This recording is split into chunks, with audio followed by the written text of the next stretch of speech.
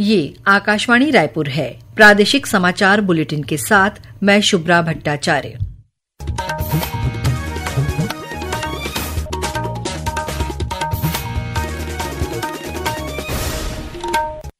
और अब पेश है आज के मुख्य समाचार।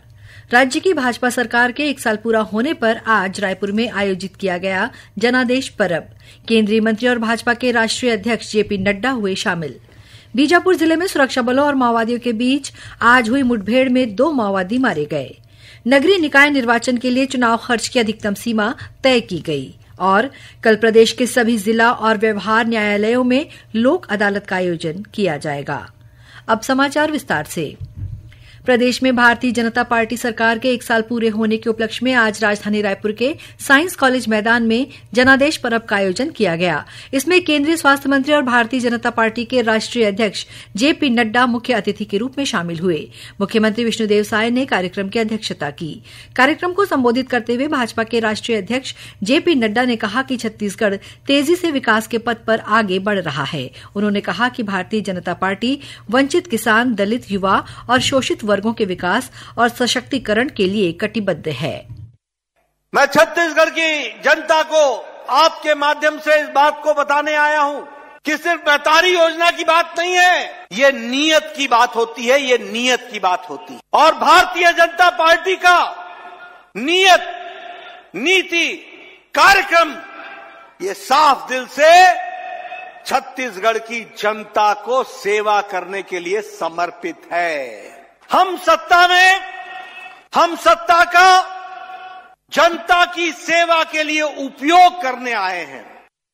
इस अवसर पर मुख्यमंत्री विष्णुदेव साय ने भाजपा सरकार द्वारा बीते 1 साल के दौरान हासिल की गई उपलब्धियों को जनता के सामने रखा। उन्होंने कहा कि राज्य सरकार सुशासन स्थापित करने के लिए काम कर रही है। मुख्यमंत्री ने हर वर्ष 3 से 13 दिसंबर तक जनादेश पर्व मनाने की घोषणा की।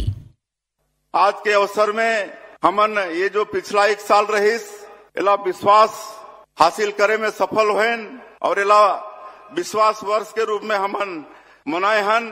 तो आने वाला साल हमर छत्तीसगढ़ रजत जयंती साल में भी पहुंची, 25 साल हो ही।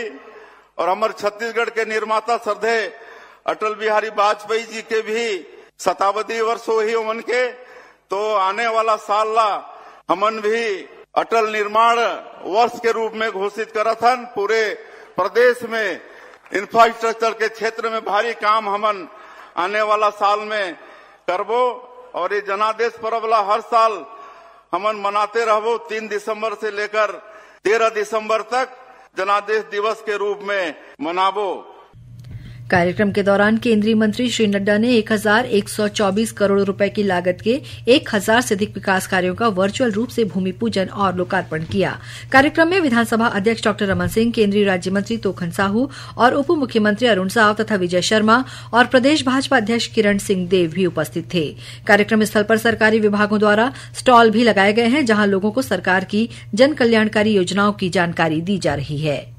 बीजापुर जिले में सुरक्षा बलों और माओवादियों के बीच आज हुई मुठभेड़ में 2 माओवादी मारे गए हैं। मुठभेड़ के बाद सुरक्षा बलों ने घटनास्थल से दोनों माओवादियों के शव के साथ ही 12 बोर की 2 बंदूक, 1 भरमार बंदूक और माओवादी सामग्री बरामद की है। और अधिक जानकारी दे रहे हैं हमारे बीजापुर संवाददाता।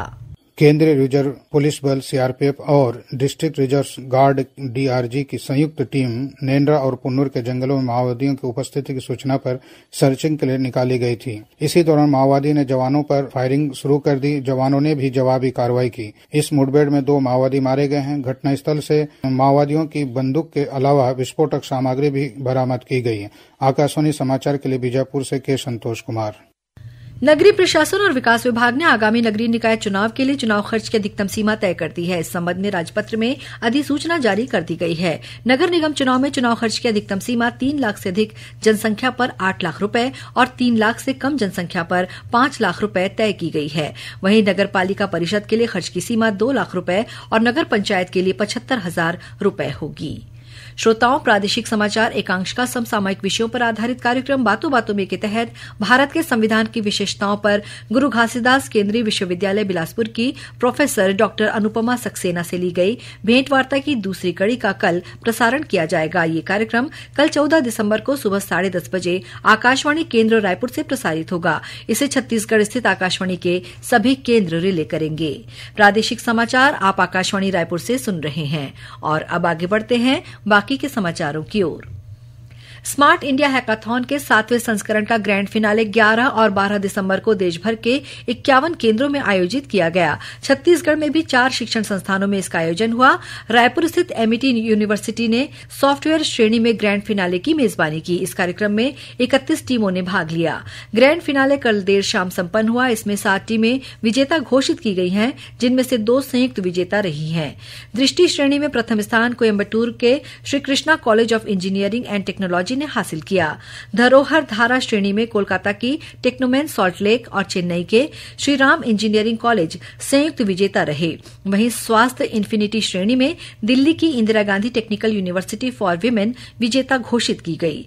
एमईटी यूनिवर्सिटी रायपुर की deputy pro vice chancellor professor doctor Sumita Dave ने आयोजन के बारे में आकाशवाणी समाचार को विस्तार से जानकारी दी।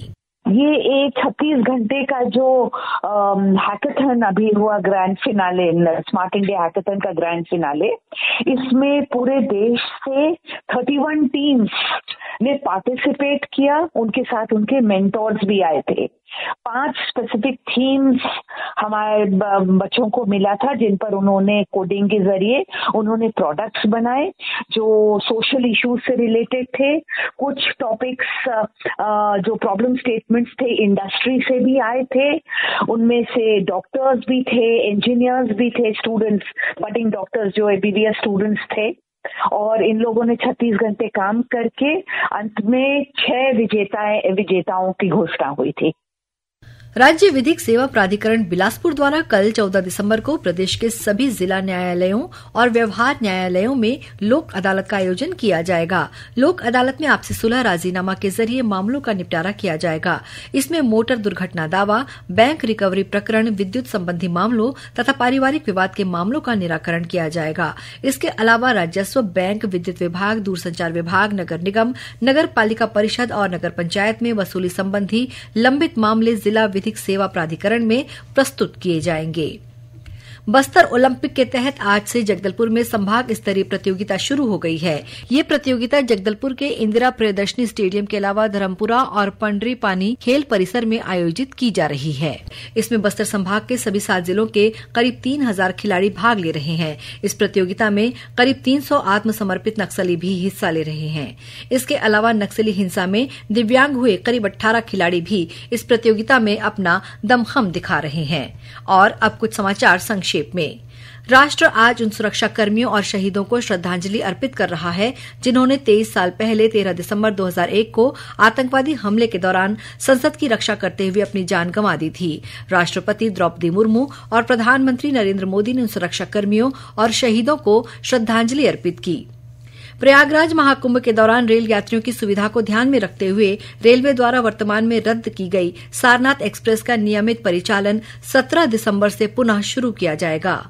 कोरबा जिले के एक दिव्यांग छात्रा ने बिलासपुर में हॉस्टल की दूसरी मंजिल से कूदकर आत्महत्या कर ली। बताया जा रहा है कि 2 महीने पहले ही इस छात्रा ने कंप्यूटर कोर्स में दाखिला लिया था। और कोरबा जिले के ग्राम केरा खचार में 64 हाथियों के दल ने जमकर उत्पात मचाया। हाथियों ने 40 किसानों की बाड़ी में घुसकर 500 से अधिक आम के पौधों को उखाड़कर तोड़ दिया। अंत में मुख्य समाचार एक बार फिर। राज्य की भाजपा सरकार के 1 साल पूरा होने पर आज रायपुर में आयोजित किया गया जनादेश पर्व। केंद्रीय मंत्री और भाजपा के राष्ट्रीय अध्यक्ष जेपी नड्डा हुए शामिल। बीजापुर जिले में सुरक्षा बलों और माओवादियों के बीच आज हुई मुठभेड़ में 2 माओवादी मारे गए। नगरीय निकाय निर्वाचन के लिए चुनाव खर्च की अधिकतम सीमा तय की गई। और कल प्रदेश के सभी जिला और व्यवहार न्यायालयों में लोक अदालत का आयोजन किया जाएगा। इसी के साथ प्रादेशिक समाचार बुलेटिन समाप्त हुआ। नमस्कार।